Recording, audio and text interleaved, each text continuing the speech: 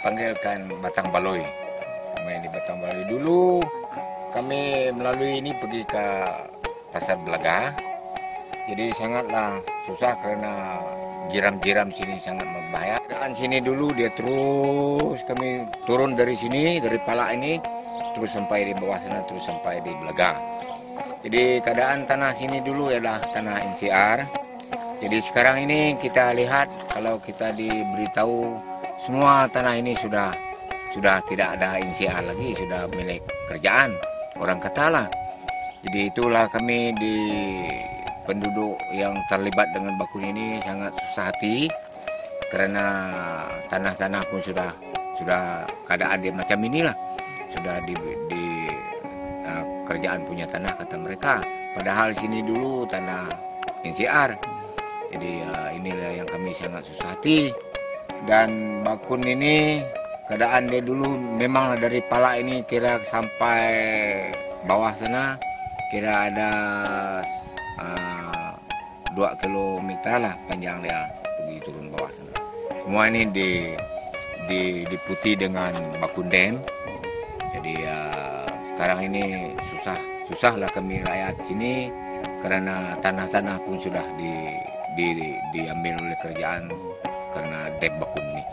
Jadi itu lalu lintas pun sudah terjejas lah. Ya, lalu lintas pun sudah terjejas karena baloi ini yang air baloi ini sudah tidak ada lagi. Sudah rumah bakun, sudah tempat bakun semualah. Rumah ke apa yang orang buat sini tidak ada nampak lagi itu bakun. Sekarang macam kalau penduduk mau balik sini atas pun kena minta permintaan kelulusan dari bakun. Ya, dulu waktu saya lagi dalam kerjaan. Jadi saya pernah dengar Ketua Menteri bagi tahu bila bakun sudah ditutup, sudah habis kerja 15 tahun daripada itu kamu orang boleh balik. Tapi orang bagi tahu sekarang ini tidak boleh pergi balik. Nah, jadi kami rasa kenapa? Sebab kami mau pergi tempat lama dulu, senang kami dapat makanan. Sebab kami orang Hulu ini memang tidaklah begitu dengan duit. Oleh kerana kami tidak mahir dengan duit, tidak pandai cari duit. Yang kami perlu macam tempat lama, senang cari ikan, senang cari babi. Jadi kami mau pergi, untuk kerjaan larang kami pergi sekarang. Boleh masuk langsung. Tak boleh masuk lagi. Kena minta Ya, permit juga. ya kena minta baru dapat pergi. Kalau itu pun kalau ada orang pas kita pergi, baru dapat pergi. Nah, itulah yang susah nih. Tempat sendiri, tempat lahir pun susah mau pergi. Seperti kita masuk ini pun sakit-sakit mau masuk. Nah, ini padahal ini tempat kita sendiri. Jadi kena masa pemindahan dulu 98 lah. Semua tanah NCR kena ada tak dapat pampasan. Semua dulu waktu perpindahan kerajaan janji memang bayar semua pampasan. Tapi kalau dibandingkan dengan sekarang ini bayarlah, tapi tidak begitu, tidak yang seperti yang dia janji. Sebab ada harga buah, harga kebun, harga tanah yang dilistkan oleh Land Survey. Karena buah ini kalau koko satu pohon dia RM52.50. Dia janji dalam tulis, bukan janji, saya ada simpan tulis. Tapi bila pindah orang bagi pampasan RM12 saja dia bayar satu pohon. Begitu juga buah-buah yang lain. Ya, baru RM12 saja dia bayar. Dan tanah kami pun banyak yang belum dibayar.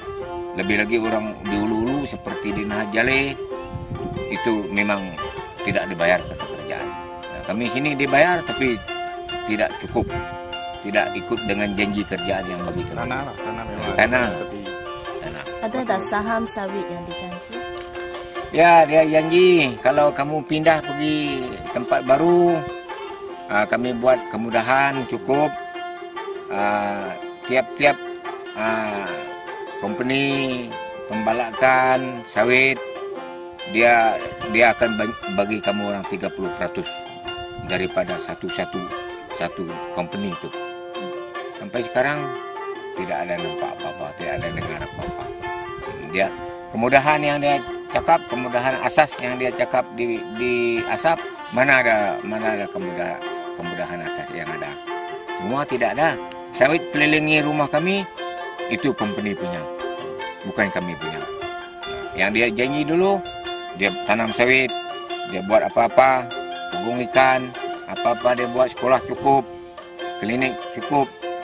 Kami datang nih, baru tempat dulu ada 4 buah klinik, sekarang baru 2 buah.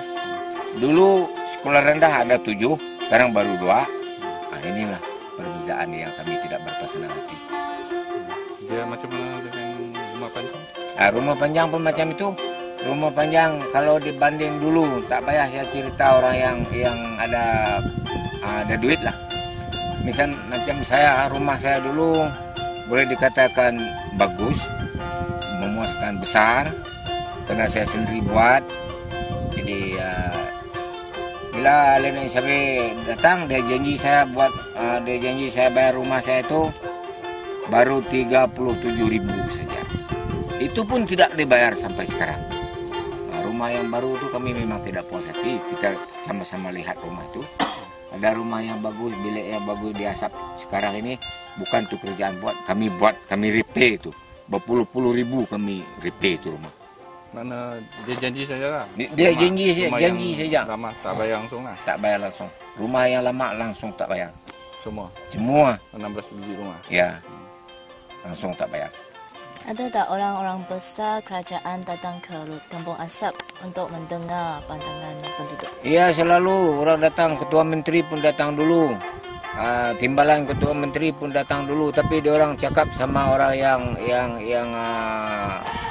yang atur program tu tak boleh cakap, rakyat tak boleh cakap. Nanti penghulu tidak boleh cakap. Penghulu cakap pun dia ajar, penghulu jangan cakap macam ini. Nah, dia cakap, oh bagus. Jadi kami tidak puas hati. Ya, coba suruh saya cakap. Walaupun saya tidak pandai cakap, saya memang cerita macam ini. Sebab saya tidak puas hati. Jadi kebanyakan ada satu bahagian juga orang, siapa yang keluarga yang berhormat, dia Asap ni dia cakap, oh bagus, kami pakai kereta, ada duit. Dia cakap, tapi dia saja. Jadi ada yang dapat, ada yang tak dapat.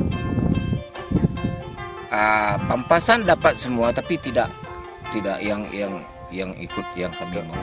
Kita ikut janji lah. Ikut janji. Tak adil? Sebab ada yang dapat kereta besar. Ya, ada lah yang dapat besar tu, 1-2 orang. Kita tidak tahu lah, mungkin ketua-ketua masyarakat tu kita memang sudah tahu itu. Mungkin dia orang sudah dapat besar lah, tapi kita tidak pasti.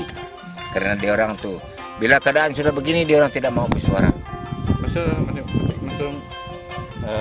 dapat papasan, ada tak ada tangan apa perjanjian kontrak dengan kerajaan? Kontrak apa macam? Kontrak Secara hitam putih lah, ada tak? Kami ini buat satu jawatan kuasa untuk jaga ini duit pampasan.